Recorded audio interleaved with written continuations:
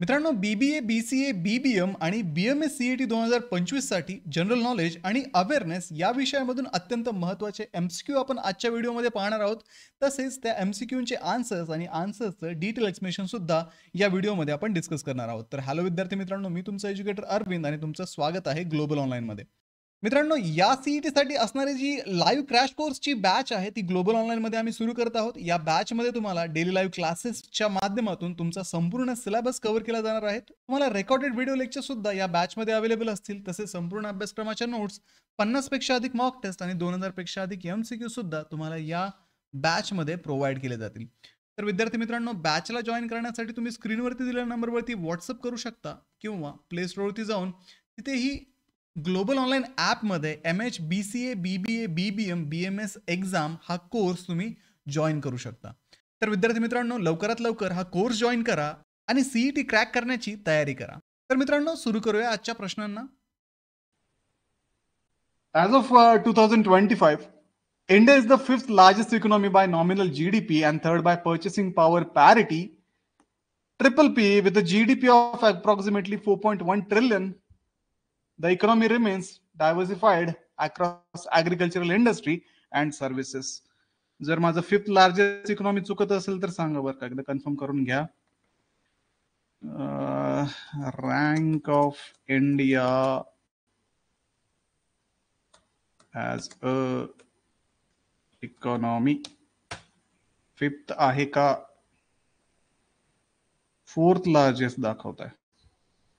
Fourth largest आहे. Okay, तिथं correction वाटलं मला, म्हणून म्हटलं फिफ्थ, कारण मागच्याच वर्षी मी शिकवलं होतं तेव्हा पण फिफ्थलाच होतो आणि आत्ताही फिफ्थलाच आलं परत, म्हणून म्हटलं.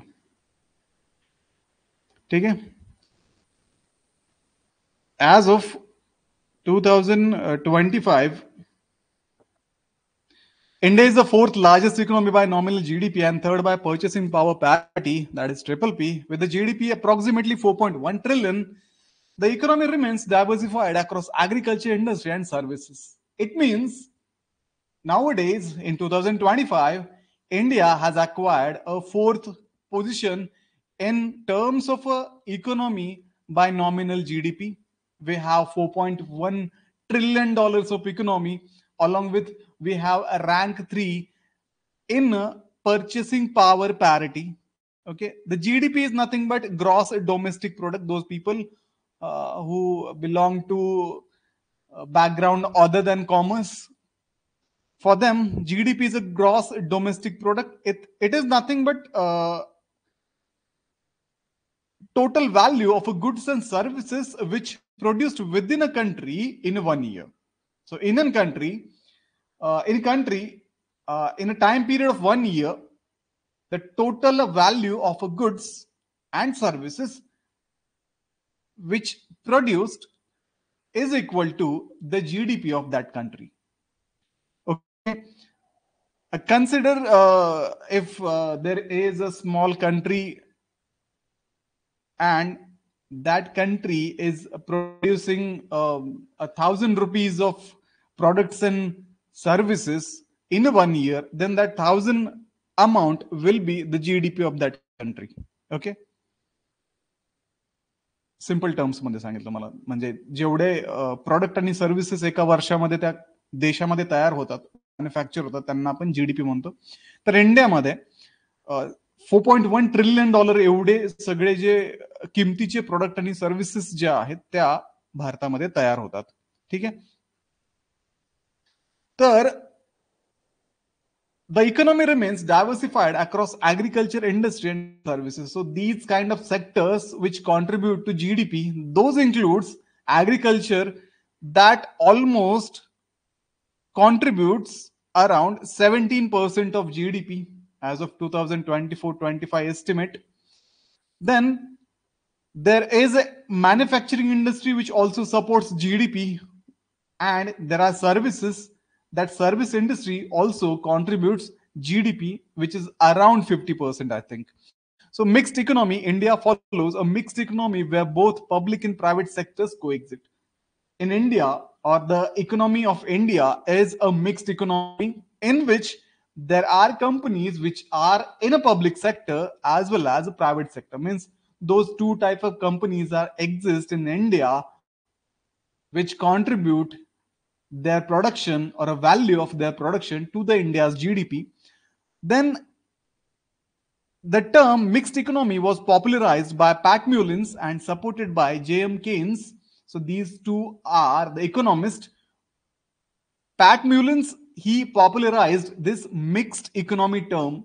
That mixed economy includes companies which are in public and private sector. If a country has both kind of companies which are supporting that GDP, then such a kind of economy is considered as a mixed economy. Then agrarian economy, despite industrial growth, about 43% of India's workforce is still employed in agriculture, contributing around 17% to GDP in 2024-25 estimate. तर थोडक्यात इथे काय सांगायचंय की though we have a industrial revolution or industrial growth in India, about 43% of Indian workforce, means people who work in India, they are working into the agricultural sector, and that agriculture sector is contributing around 70% to the GDP. Means though that food grain which produced in agricultural field of India, that cost around 17% of the total GDP of India. तर भारताची अर्थव्यवस्था जी आहे 2025 नुसार भारताची अर्थव्यवस्था नाममात्र GDP नुसार जगामध्ये 4थ्या क्रमांकावरती आहे. आणि भारताचं जे खरेदी सामर्थ्य आहे, भारताच्या नागरिकांचं खरेदी सामर्थ्य परताव्यानुसार ट्रिपल-पी म्हणतो आपण त्याला, हे 3ऱ्या क्रमांकावरती आहे. ट्रिपल-पी सांगतो मी तुम्हाला 2 मिनिट. 4थ्या, ठीक आहे. तर triple P is nothing but purchasing power parity. We can take example of buying power.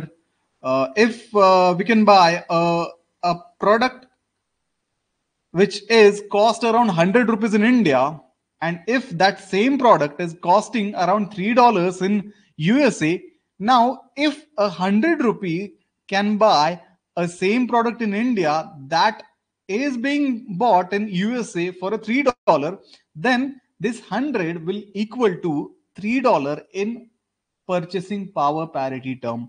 म्हणजे एखादी गोष्ट आहे जी तुम्ही भारतामध्ये 100 रुपयाला विकत घेता, तीच गोष्ट जर तुम्ही अमेरिकेमध्ये $3 विकत घेऊ शकत असाल, म्हणजे 100 रुपये आणि $3 याच्या कंपॅरिझन मध्ये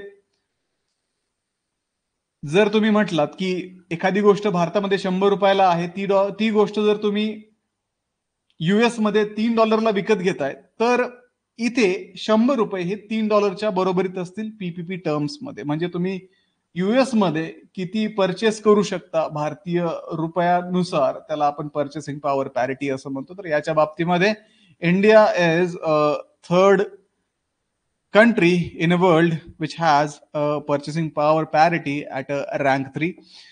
तर जीडीपी सुमारे $4.1 ट्रिलियन एवढी आहे. आणि आपली जी अर्थव्यवस्था आहे ती कृषी, उद्योग आणि सेवा क्षेत्रांवरती विभागलेली आहे. अर्थव्यवस्था म्हणजे जीडीपी जी आहे ती कृषी क्षेत्रावरती आहे विभागलेली, त्याच्यानंतर उद्योग क्षेत्रामध्ये आणि सेवा क्षेत्रामध्ये आहे. जसं की शेती क्षेत्रामध्ये अन्नधान्य जेवढं तयार होतं त्याची टोटल किंमत आपण पाहिली, त्याच्यानंतर इंडस्ट्रीज मध्ये जे प्रोडक्ट तयार होतात त्यांची किंमत, आणि ज्या सेवा देणाऱ्या कंपन्या आहेत, सर्व्हिस सेक्टरमध्ये ज्या कंपन्या आहेत त्यांनी ज्या सेवा जनरेट केल्या, जेवढ्या किमतीच्या सेवा त्यांनी दिल्यात, या सगळ्या गोष्टींचं टोटल केल्यानंतर आपल्याला जीडीपी मिळतं. तो जीडीपी $4.1 ट्रिलियन एवढा आहे. भारताची अर्थव्यवस्था ही मिश्र अर्थव्यवस्था आहे. म्हणजे भारतामध्ये खाजगी क्षेत्रातल्या पण कंपन्या आहेत आणि सार्वजनिक क्षेत्रातल्या पण कंपन्या आहेत. अशा दोन्ही प्रकारच्या कंपन्या भारताच्या जीडीपीला कॉन्ट्रीब्युट करतात. म्हणून भारताची जी अर्थव्यवस्था आहे ती मिश्र अर्थव्यवस्था आहे. आणि मिश्र अर्थव्यवस्था ही संज्ञा पॅट मुलिन्स यांनी प्रसिद्ध केली आणि जेएम किन्स यांनी या संज्ञेला पाठिंबा दिला होता. ठीक आहे. तर अशा पद्धतीने भारताची अर्थव्यवस्था एकतर जगामध्ये 4थ्या क्रमांकावरती आहे, 3ऱ्या क्रमांकावरती ट्रिपल-पीच्या नुसार भारत आहे, त्याच्यानंतर 4.1 ट्रिलियन एवढी अर्थव्यवस्था भारताची आहे. आणि भारताची अर्थव्यवस्था ही पब्लिक आणि प्रायव्हेट कंपन्यांमुळे मिश्र अर्थव्यवस्था प्रकारची आहे. त्याच्यानंतर भारताची अर्थव्यवस्था ही कृषी प्रधान सुद्धा आहे, ज्याच्यामध्ये भारतामध्ये औद्योगिकरण आहे. भारतामध्ये वेगवेगळ्या प्रकारचे उद्योग चालतात, वेगवेगळ्या प्रकारचे व्यवसाय चालतात. असं असलं तरीही सुमारे 43% लोकसंख्या जी आहे भारताची, ही कृषी क्षेत्रामध्ये कार्यरत आहे. म्हणजे 43% लोकसंख्या ही कृषी क्षेत्रामध्ये काम करते आणि या कृषी क्षेत्राचं साधारणतः 17% एवढं योगदान जीडीपीला आहे. हा 2024-25चा अंदाज आहे. ठीक आहे. तर अशा पद्धतीने भारताची इकॉनॉमी, त्याचा एक ओव्हरव्ह्यू आपण इथे पाहिलाय. पुढे आहे features of Indian economy. India's economy has a several structural challenges that impact growth and development. Slow growth of income, the national per capita income growth has been sluggish, though improvement have been seen in recent years. So per capita growth in India is a less, still there is a growth, but that growth is a sluggish, means per capita income which is growing at a low pace or a slow, in a slow or it has a slow growth. Though there are some improvement has seen recent years, there is a capital deficiency, means India is facing a low rate of a capital formation that leading to limit the investment, low production and poor quality of a human capital. So capital deficiency is also there. India is facing low rate of capital formation. भांडवल निर्मिती भारतामध्ये कमी आहे. त्याच्यानंतर there is a limited investment inside India. Due to that, there is a limitation to the production of new products, and there is an issue of a poor quality human capital. So due to this, there is a capital deficiency in India. That's why India is seeking FDI from foreign countries. Then there is agricultural dependence. As we seen, 43% of workforce is working in agriculture sector. There is a significant portion of a workforce which is engaged in agriculture, means their lifestyle is solely depend on agriculture, but productivity remains low due to outdated practices and high population pressure. As there are 43% of people are working in agricultural field, still there is a low productivity because those agricultural practices are either outdated or insufficient, that will not useful in increasing agricultural yield as expected by the growing population of India. Income and wealth inequality, economic disparities persist with a wealth concentrated among a small section of society. As we know, there is a wealth concentration in India. The wealth is concentrated at in a low amount of people as compared to the whole population of India.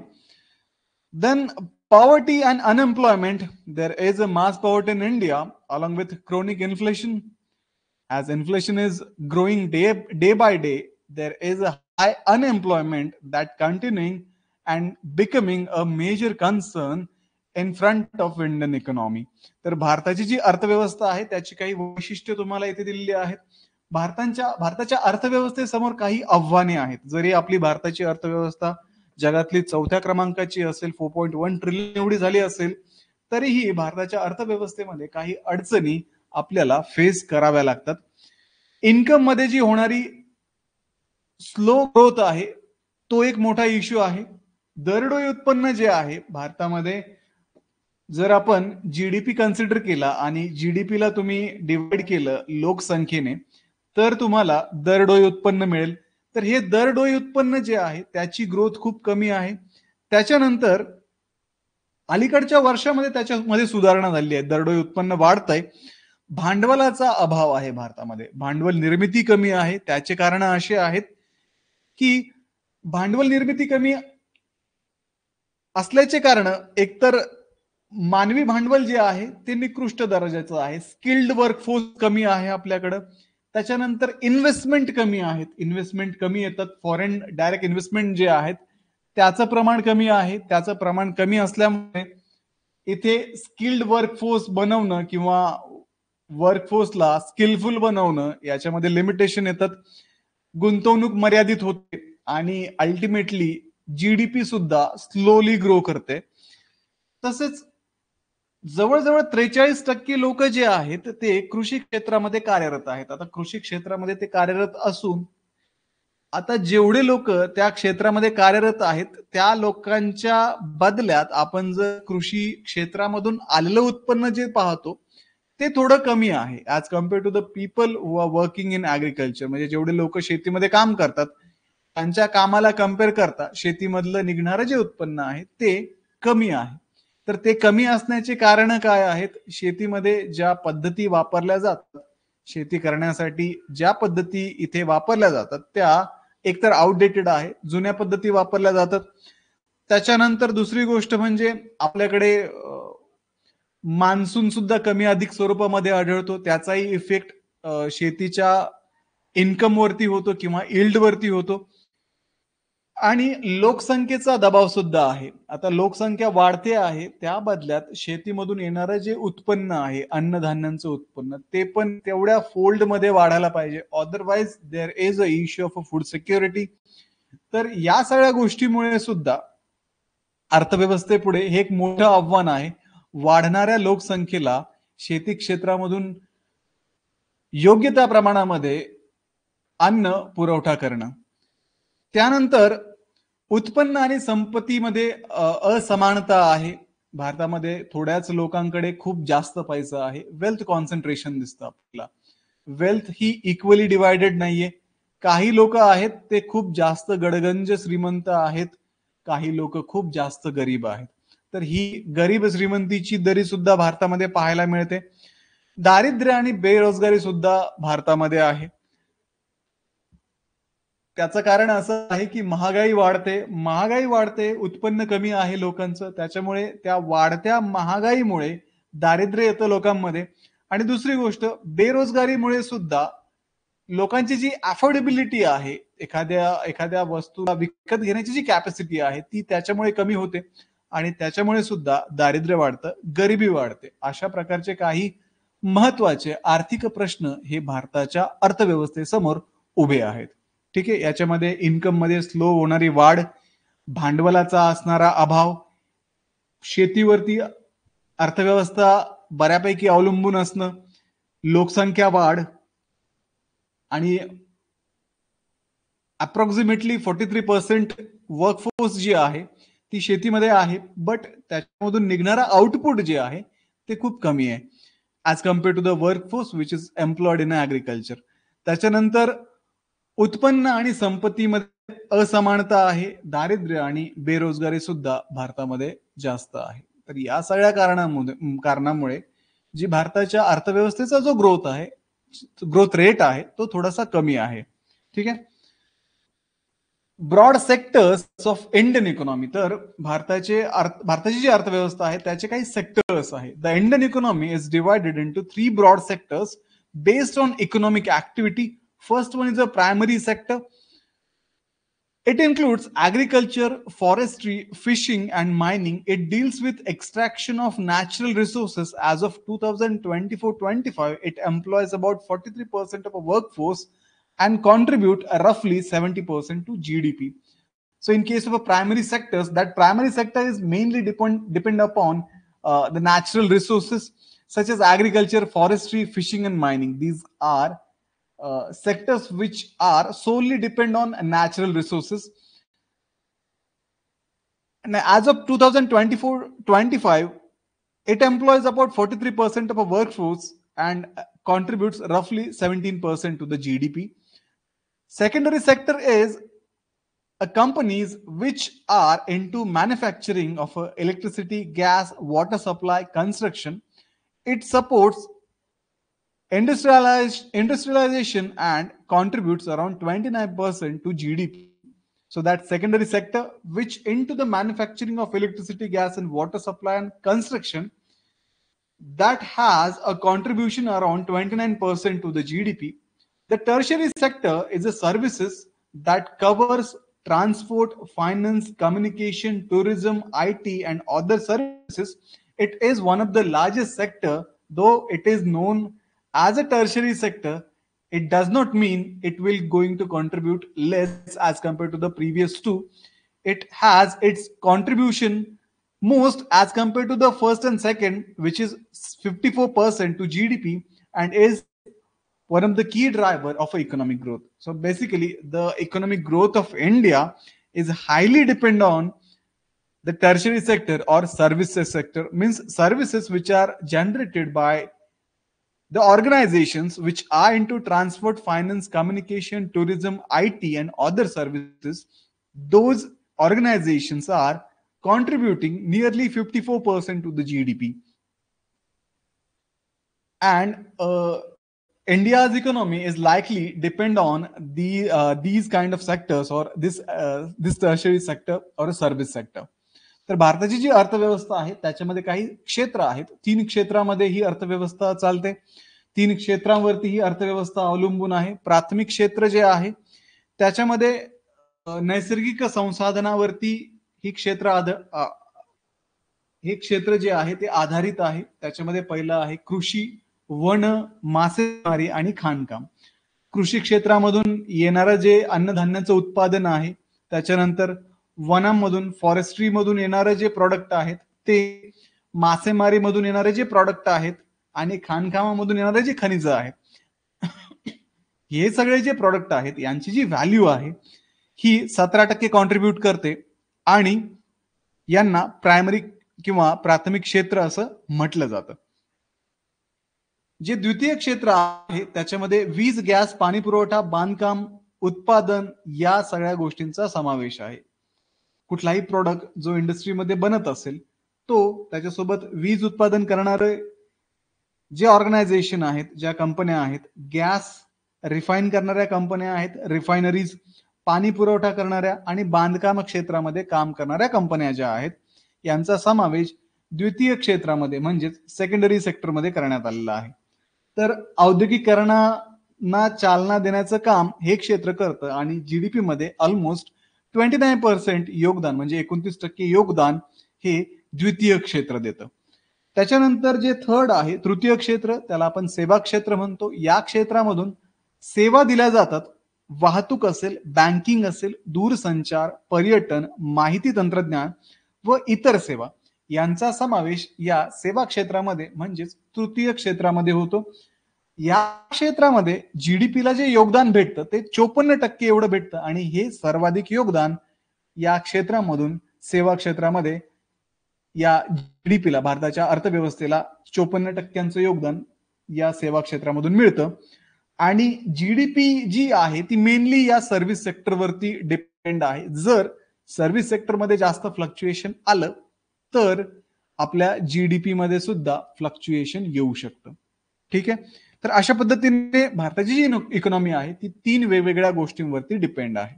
Agriculture असेल, manufacturing sector असेल आणि third one is service sector. ठीक आहे. इथपर्यंत कळालंय का? पहिला आपण पाहिलं Indian economy overview. Mixed economy आहे, अग्रेरियन इकॉनॉमी आहे.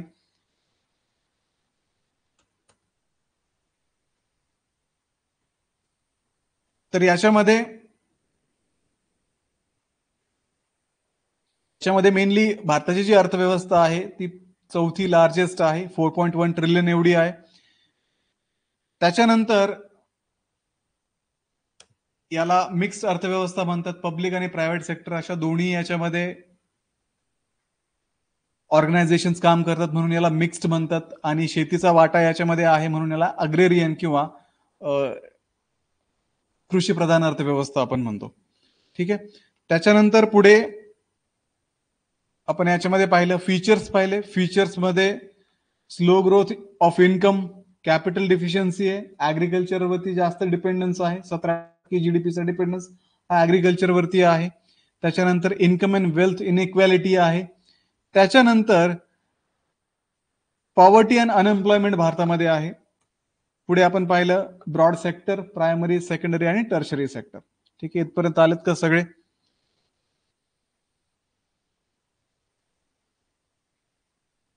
हो प्रियल, थोडासा चेंज म्हणून इकॉनॉमिक्स घेतोय मी.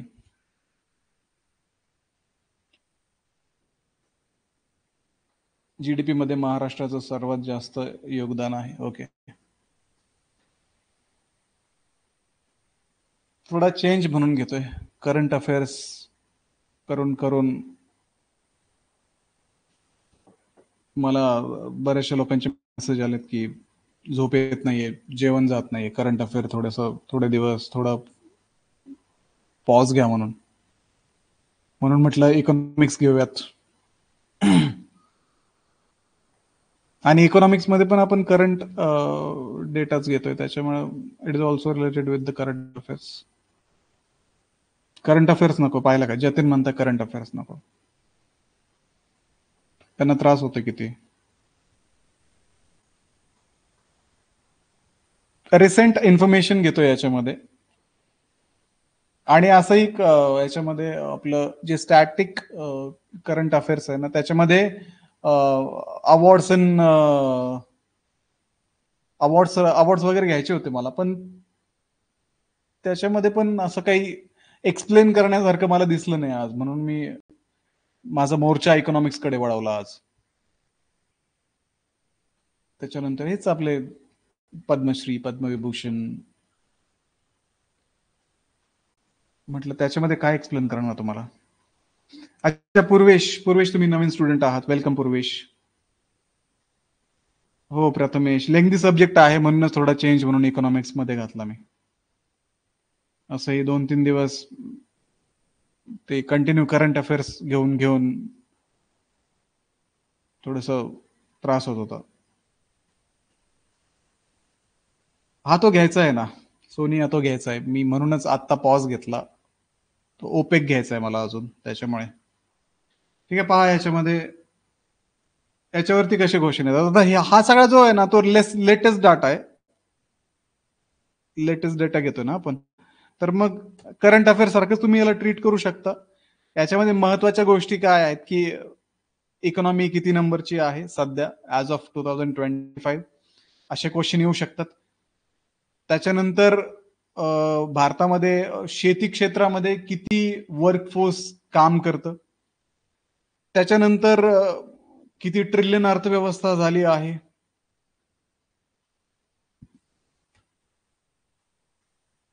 बाकी सेक्टर्स मध्ये पण तुम्हाला विचारलं जाऊ शकतं की मोस्ट कॉन्ट्रीब्युट करणारं सेक्टर कुठलं आहे. सेवा क्षेत्र, टर्शरी सेक्टर हे मोस्ट कॉन्ट्रीब्युशन करत आहे.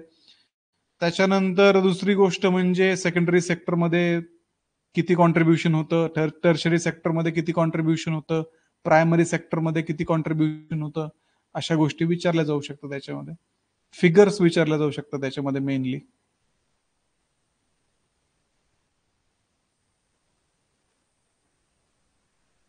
हो जतीन, रिपीट होईल ते. याच्या नंबर्स लक्षात ठेवा, याच्यातले महत्वाचे म्हणजे नंबर्स महत्वाचे आहेत.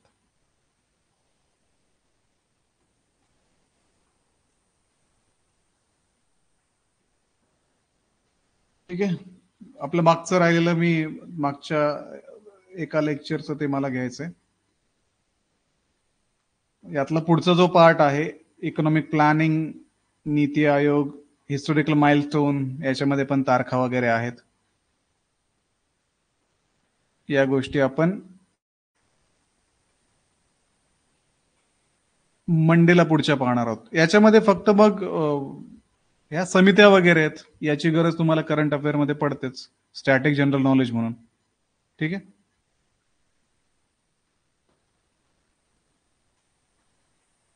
हे जास्त पण तुम्हाला इकॉनॉमिक्स मधून एवढं पण असं काही कोर इकॉनॉमिक्स विचारलं जात नाही, असं वरवरचं इकॉनॉमिक्स विचारतात. बीकॉमच्या पहिल्या सेमिस्टरच्या पण सुरुवातीच्या 3 महिन्यातलं. ठीक आहे, दुसरं मी प्रेझेंटेशन याला हे करतो. तुम्हाला ब्लँक स्क्रीन दिसेल, अंधार दिसेल, घाबरू नका.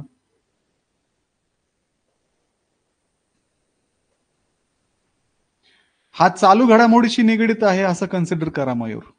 ठीक आहे, फक्त कसं आहे ते, त्याला फक्त घडामोड आणि डेट आणि ती फिगर सांगण्यापेक्षा थोडं डिस्क्रिप्टिव्ह घेतोय फक्त. कालच्या टॉपिकची पीडीएफ ची नोट्स आली असेल तन्मय, तुम्ही चेक करा. फक्त मी आजची पाठवलेले नाहीये ह्या नोट्स, मला ह्या अपडेट करायच्या आहेत अजून थोड्याशा, म्हणून नाही पाठवले मी ते प्रेझेंटेशन बघतोय. 1 मिनिट. तेवढं आज शनिवार आहे तर संपवून टाकूयात. मागचं 15 मिनिटाचंच काम आहे ते. कुठं गेलं ते? Database awareness major international organization मध्ये होता आय थिंक, राईट. बाकी इम्पॉर्टंट डेज वगैरे ते आहे, पण इम्पॉर्टंट डेज तुम्हाला मी काय करेल, मी लिस्ट देईल जे स्टॅटिक जनरल नॉलेज आहे ना, इम्पॉर्टंट डेज. आता काय इम्पॉर्टंट डेज मध्ये मग डेट सांगणार, कुठला डे आहे ते सांगणार, ते अल्टिमेटली पोथी वाचल्यासारखंच होईल. त्याच्यामुळं मी त्याचे तुम्हाला डायरेक्ट पीडीएफ देतो, ते तुम्ही वाचून लक्षात ठेवू शकता.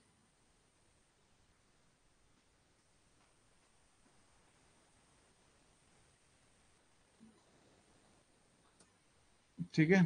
ओपेक राहिलं होतं आपलं.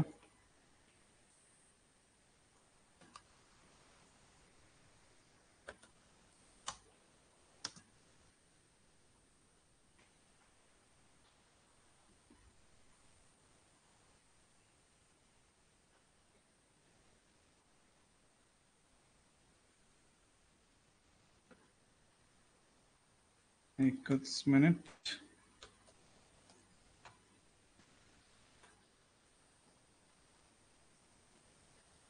याचे नोट्स वेगळ्या नोटबुक मध्ये काढायचे गेलं नाही, तुम्ही जे करंट अफेअर मध्ये लिहिताय ना त्याच्यातच लिहून ठेवा. हे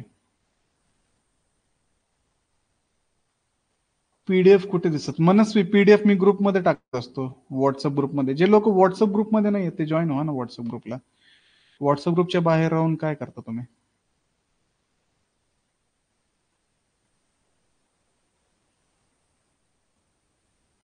प्रिव्हियस इयर का श्रावणी? ठीक आहे, पाठवेल मी.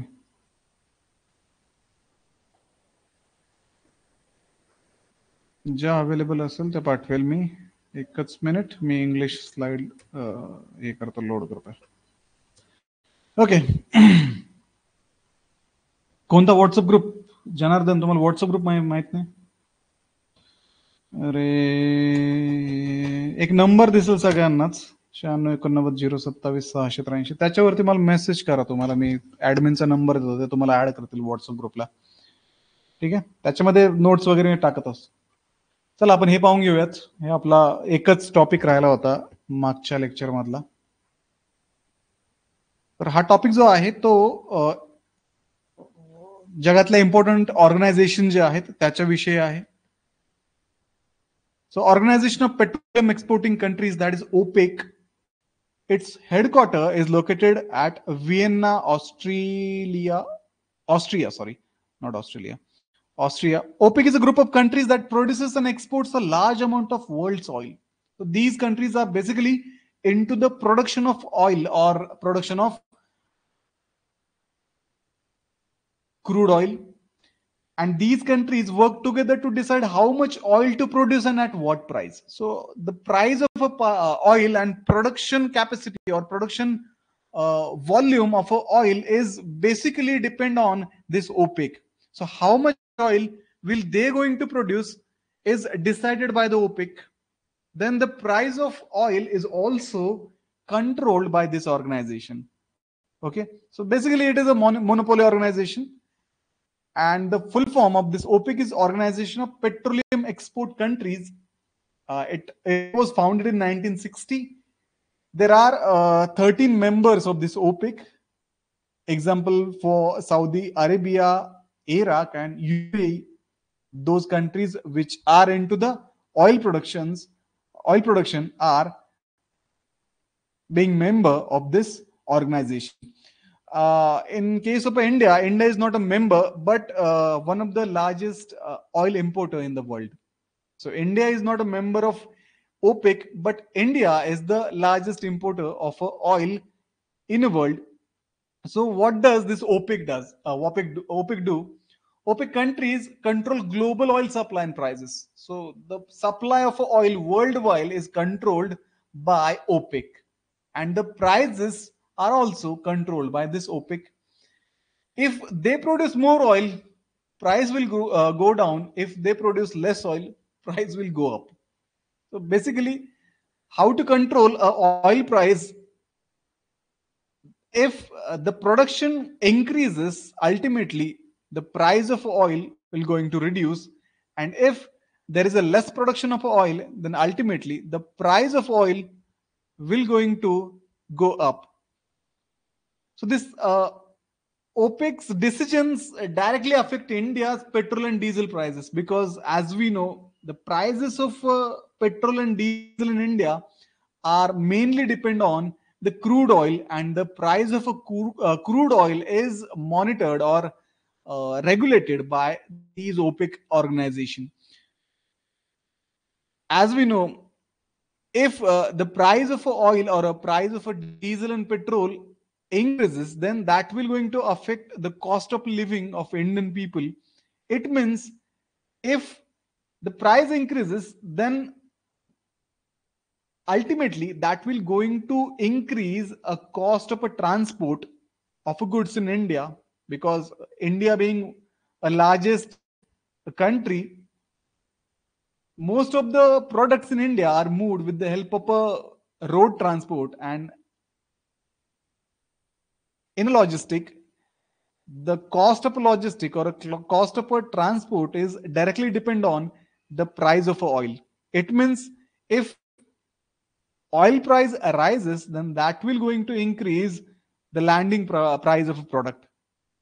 So OPEC countries decided to increase oil production by the amount which is 5,48,000 barrels per day from August, and they are aiming to regain market share and ease price. So this is one of the planning which is done in July 2024 by OPEC members, including Saudi Arabia. They agree to increase the oil production by 5,48,000 barrels per day from August month. That will regain the market share and ultimately will ease the prices of oil all over world. तर ही OPEC जी संघटना आहे ती तेल निर्यात करणाऱ्या देशांची एक संघटना आहे. तर याच्यामध्ये Saudi Arabia, Iraq, United Arab Emirates अशा कंपनी येतात.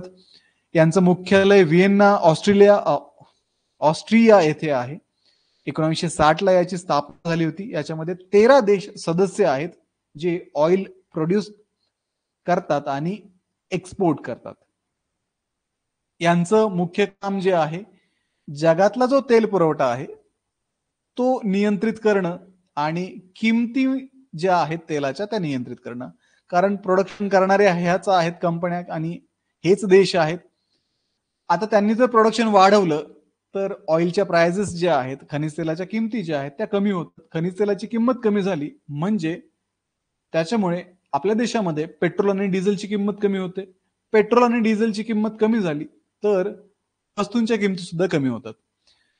पेट्रोल डिझेलची किंमत वाढली तर ट्रान्सपोर्टेशन कॉस्ट वाढते. वस्तू एका ठिकाणावरून दुसऱ्या ठिकाणी नेण्यासाठी लागण्याची किंमत आहे किंवा लागणारा जो खर्च आहे तो वाढतो. आता भारतामध्ये आपण जर पाहिलं तर मोठा देश आहे. रॉ मटेरियल एका ठिकाणावरून दुसऱ्या ठिकाणी घेऊन जावं लागतं. फिनिश प्रोडक्ट जो आहे, फायनल प्रोडक्ट जो आहे तो एका ठिकाणावरून दुसऱ्या ठिकाणावरती घेऊन जावा लागतो. आता हा प्रोडक्ट ज्यावेळेस दुसऱ्या ठिकाणी घेऊन गेला जातो त्यावेळेस त्या प्रोडक्टच्या लँडिंग कॉस्ट मध्ये, फायनल प्राइस मध्ये ही जी ट्रान्सपोर्टेशन कॉस्ट आहे ती पण ऍड केलेली असते. ठीक आहे. आता जर पेट्रोल डिझेलची प्राइस वाढली तर ट्रान्सपोर्टचा खर्च वाढेल. ट्रान्सपोर्टचा खर्च वाढला त्याच्यामुळे साहजिक आहे ट्रान्सपोर्टचा खर्च वाढल्यामुळे जी मॅक्सिमम रिटेल प्राइस जी आहे प्रोडक्टची ती सुद्धा वाढेल. म्हणजे कॉस्ट ऑफ लिव्हिंग जी आहे भारतामध्ये असणाऱ्या लोकांची ती मोस्ट केसेसमध्ये पेट्रोल डिझेलच्या प्राइस वरती अवलंबून असते. कारण वस्तूंची किंमत वाढली तर वस्तू अफोर्ड करण्याची पॉसिबिलिटी कमी होते. ठीक आहे. म्हणजे पेट्रोलचा जो दर जो आहे तो डायरेक्टली महागाईवरती आपल्याकडे परिणाम करतो. पेट्रोलचे रेट्स वाढले, इन्फ्लेशन वाढतं, इन्फ्लेशन वाढलं की गरिबी येते. तर ऑगस्ट महिन्यापासून, ऑगस्ट 2025 पासून या तेल कंपन्यांनी निर्णय घेतला आहे की त्यांचं जे प्रोडक्शन आहे तेलाचं ते 5.48 लाख 5,48,000 बॅरल प्रति दिवस या रेटने ते वाढवणार आहेत ऑइल प्रोडक्शन, जेणेकरून ते ऑइल जे आहे, खनिज तेल जे आहे ते निर्यात करता येईल आणि अल्टिमेटली त्यांचा जो जागतिक बाजारातला हिस्सा आहे तो वाढेल आणि जे प्राइस आहे तेलाची ती कमी होईल, इन्फ्लेशन कमी होईल जगामध्ये, असा त्यांनी निर्णय जुलै 2025 मध्ये घेतलेला आहे. ठीक आहे. हे होतं ओपेक विषयी.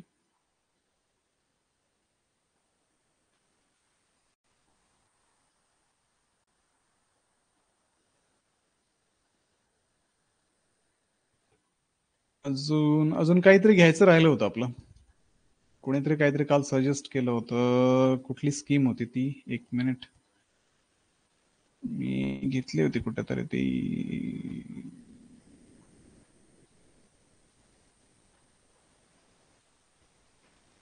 स्कीम अग्निपथ काहीतरी स्कीम होती ती. One rank one pension.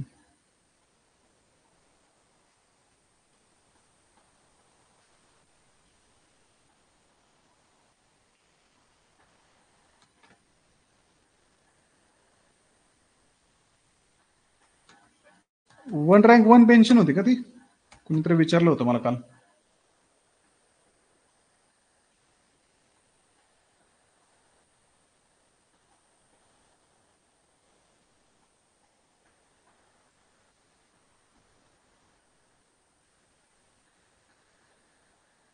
Sir, could you give us study timetable for student by following that we can do study? Purvesh, study time टेबलचा जो विषय आहे ना, चला मी एखादा व्हिडिओ करेल त्याच्याविषयी. चालेल तुमच्यासाठी.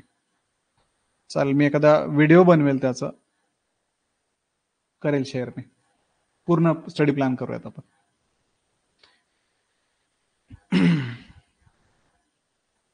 वन रँक वन पेन्शन एक स्कीम, एक पॉलिसी आहे. तर वन रँक वन पेन्शन जी आहे ती रिटायर्ड सोल्जर्स जे आहेत त्यांच्यासाठी ऍप्लिकेबल आहे. समजा जे रिटायर्ड सोल्जर आहेत, जेवढे रिटायर्ड असतील, सेम इयर्स ऑफ सर्व्हिस त्यांची आहे आणि सेम रँक आहे, तर त्यांना जी मिळणारी पेन्शन जी आहे ती सेम असणार आहे याच्यामध्ये. ठीक आहे. आता याच्यापूर्वी थोडंसं वेगळं होतं याच्यामध्ये. दोन सोल्जर जर सारख्या रँकचे असतील, सेम सर्व्हिस असेल त्यांची आणि रिटायरमेंट वेगवेगळ्या वर्षामध्ये त्यांची जर झाली असेल तर डिफरंट पेन्शन त्यांना भेटत होती. उदाहरणार्थ, एखादा व्यक्ती 1995 मध्ये रिटायर झाला असेल आणि दुसरा व्यक्ती 2015 मध्ये रिटायर झाला असेल, तर दोन्हींची पेन्शन जी होती त्याच्यापैकी 1995 मध्ये जो व्यक्ती रिटायर झालाय त्याची पेन्शन कमी असायची, 2015 वाल्याची पेन्शन जास्त असायची. ठीक आहे. आता ह्या वन रँक वन पेन्शनमुळं 2015 मध्ये काहीतरी इम्प्लिमेंट झालं होतं ते. दोन्ही केसेसमध्ये आता व्यक्ती 95 ला जर रिटायर झालेला असला किंवा 2015 ला जर रिटायर झालेला असला तरी दोघांना सारखीच पेन्शन तिथे मिळते. सोल्जर्सच्या बाबतीत आहे, रँक सारखी असेल, सर्व्हिस सारखी असेल तर दोघांची पेन्शन सुद्धा सारखी असणार आहे, रिटायरमेंट डेट काहीही असली तरी. आणि ही पेन्शन आय थिंक दर 5 वर्षांनी ते रिवाइज करणार आहे.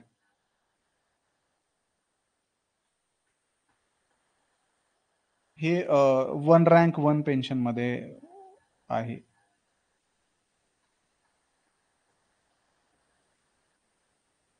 गतिशक्ती घेतलेला आहे ना प्रियल, गतिशक्ती नॅशनल मास्टर प्लॅन घेतलाय.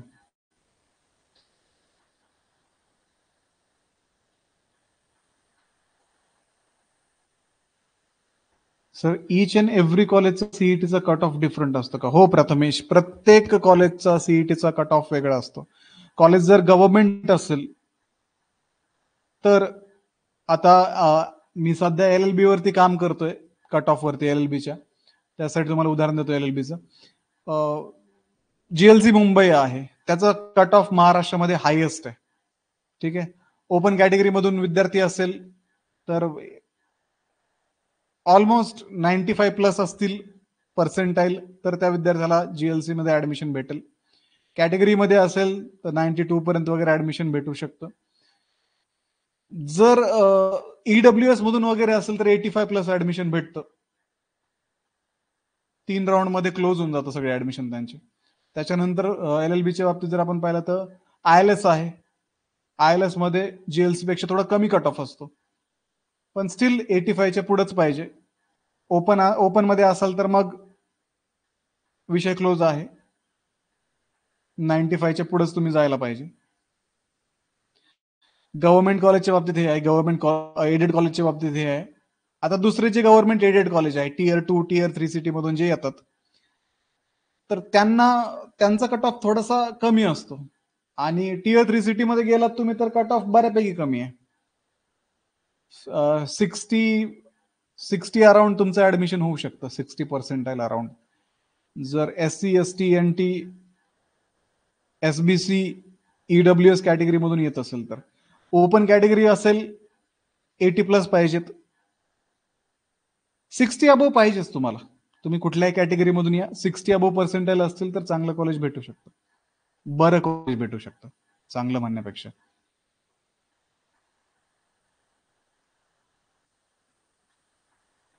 आणि दुसरी गोष्ट म्हणजे जे प्रायव्हेट कॉलेज आहे त्यांचं तर काय प्रायव्हेट कॉलेज आहे, तिथं काही नाही. तिथं फी तुमच्याकडे बॅग तुमची भरलेली असेल, बॅग घेऊन जायची, ऍडमिशन देतात ते. ILS हे प्रायव्हेट कॉलेज नाहीये, ILS हे गव्हर्नमेंट एडेड कॉलेज आहे. 120 पैकी किती मार्क पाहिजे? आता LLBच्या बाबतीत जर आपण पाहिलं तर 120 पैकी मार्क जे आहेत ना, तुम्हाला 120 पैकी त्या सीईटी मध्ये, समजा LLB सीईटी जर आपण म्हटलं तर 120 पैकी तुम्हाला तिथे ऍटलिस्ट 85च्या पुढे मार्क पाहिजे असतात, जेव्हा कुठे तुम्हाला पर्सेंटाईल हे 80च्या अबोव्ह येतात.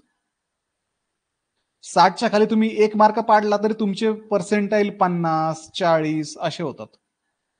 ठीक आहे. 85च्या पुढे जर तुमचे आन्सर्स बरोबर असतील तर तुम्ही म्हणू शकता की चला एखादं बरं कॉलेज भेटेल. LLBच्या बाबतीत. प्रायव्हेट कॉलेजचं कसं असेल सर तरी एक अंदाज? प्रायव्हेट कॉलेजचं काही नाही. प्रायव्हेट कॉलेजचं तुम्ही असे काही प्रायव्हेट कॉलेज असतात की तिथं वॅकन्सीज राहतात सगळे राऊंड होऊन सुद्धा. त्याच्यामुळे तसं काही नाही. प्रायव्हेट कॉलेजसाठी तुम्ही आजपासूनच म्हटलं ना की मला हे लेक्चर्स अटेंड नाही करायचे, काय अडचण नाही. तुम्हाला कुठलं तरी एखादं प्रायव्हेट कॉलेज भेटून जाईल कोपऱ्या कापऱ्यातलं. मुंबईमध्ये प्रायव्हेट कॉलेज पाहिजे असेल तरी तुम्हाला चांगले मार्क्स लागतात. पुण्यामध्ये प्रायव्हेट कॉलेज पाहिजे असेल तर थोडे बरे मार्क लागतात. आणि इकडे तालुका लेवलला प्रायव्हेट कॉलेज पाहिजे असेल तर मग काय अडचण नाही, भेटून जातं. चांगलं आहे तन्मय ते पण. ते कॉलेज जे म्हणताय ना तुम्ही ते गव्हर्नमेंट एडेड आहे. जतीन 98 प्लस पर्सेंटाईल आणू सर तुमच्या आशीर्वादाने. 99.87च्या पुढे यायला पाहिजे यावेळेस, कारण मागचा टॉपर आपला 99.87चा आहे. निदान 99.88 तरी आणा. ठीक आहे, चालेल. भेटूयात आपण पुढच्या लेक्चरला, सोमवारी भेटूयात. मी इकॉनॉमिक्सची जी PDF आहे ना, नागपूरमध्ये LLB साठी जर पाहिलं तर आहे कॉलेजची लिस्ट आहे माझ्याकडे, मी पाठवेल तुम्हाला पाहिजे असेल तर. तन्मय मला काय करा तुम्हाला सध्या काय टेन्शन नका घेऊ, तुम्हाला सध्या पर्सेंटाईल सांगितलं फक्त.